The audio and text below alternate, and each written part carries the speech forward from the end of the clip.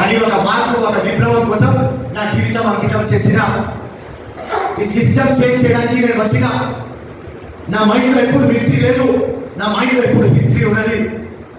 విప్లవం తీసుకురావాలి. నేను కష్టపడుతున్నా. మీ డాక్టర్ నెక్స్ట్ రోజు ఎలక్షన్ కంటెస్ట్ చేయాలంటే నా కష్టం మీ డాక్టర్కి రావద్దు, మీ కొడుకుకి రావద్దు తమ్ముడు. ఆ తప్పన పట్టుకొని వీళ్ళ ఇంకా పడిన ఎంత పెద్ద పెద్ద మాటలు మాట్లాడతారు. అస్సలు డెవలప్మెంట్ చేయరు. ఆ పార్టీకి మేనిఫెస్టో ఉండదు. మళ్ళీ ప్రతి ఒక్క ఎలక్షన్ మీరు గెలుస్తున్నారు. నేను 5 టైమ్స్ పరిగా ఒకరైన సిస్టమ్ నేను చీఫ్ ఎలక్షన్ కమిషన్ కి చెప్పిన, మీరు ఎంత రాసి పెట్టినారు సత్యమే జైతే ఆ సత్యం గెలవాలి సార్. ఏ ఆఫీసర్ ఆనెస్టీ ఇంటెగ్రిటీ మీద చేయి ఎత్తలేదు. కానీ మన దగ్గర కరేజియస్ లేరు. ఐఏఎస్ అయినా చేయాలి అని వాళ్ళు సహకారం ఇచ్చినారు.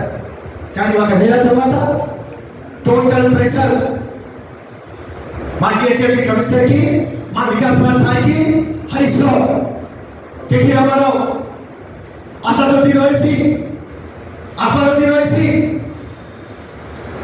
వాళ్ళ యాకూబ్పూర్ ఎమ్మెల్యే, వాళ్ళ చార్మినార్ ఎమ్మెల్యే మొత్తం ఎలక్షన్ కమిషన్ దగ్గర, జిహెచ్ఎంసీ ఆఫీస్ దగ్గర సార్ చేకు చేకు చేకు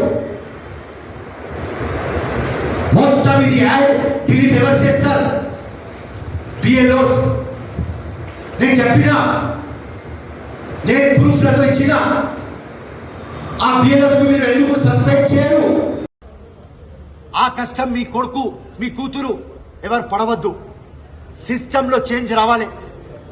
సిస్టమ్ క్లీన్ ఉండాలి. ఎలక్ట్రల్ రోల్స్ క్లీన్ ఉండాలి. లేకుంటే డెమోక్రసీ ఏం అవసరం? ఇవాళ ఇంత మోతబర్గా ఎంఐఎం పార్టీ బిహేవ్ చేస్తుంది. ఎందుకు? వాళ్ళకు తెలుసు మా దగ్గర దొంగ ఓట్లు ఉన్నాయి, రంగా ఓట్లు ఉన్నాయి. మైగ్రేషన్ చేస్తాం.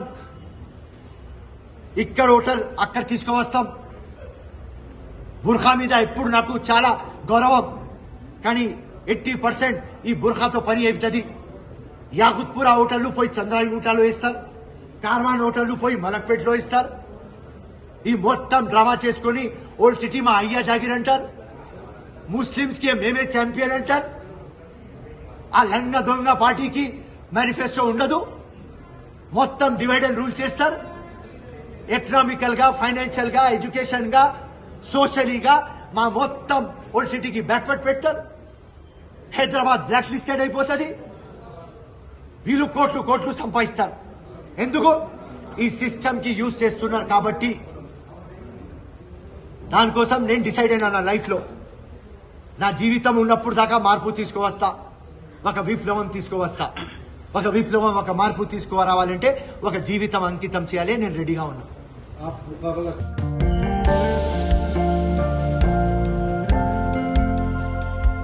లవ్.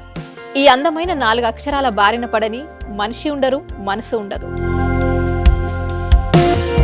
ఈ లవ్ కొంతమంది జీవితానికి సరిపడా మధురమైన అనుభూతులను అందిస్తే, మరికొంతమందికి జీవితాంతం వెంటాడే చేదు జ్ఞాపకాలను మిగిల్స్తుంది. లైలా మజ్ను, పార్వతీ దేవదాస్. ఈ 2 కథల్లో మజ్ను లైలా ప్రేమ కోసం ఎంత పరితపించాడో విన్నాం. దేవదాస్ పార్వతి ప్రేమ కోసం ఎంత పిచ్చోడయ్యాడో చూసాం. కానీ లైలా మజ్ను ప్రేమ కోసం ఎంత ఆరాటపడిందో మనం ఆలోచించలేదు. దేవదాసు దూరమయ్యాక పార్వతి పరిస్థితి ఏంటో మనం అర్థం చేసుకోలేదు.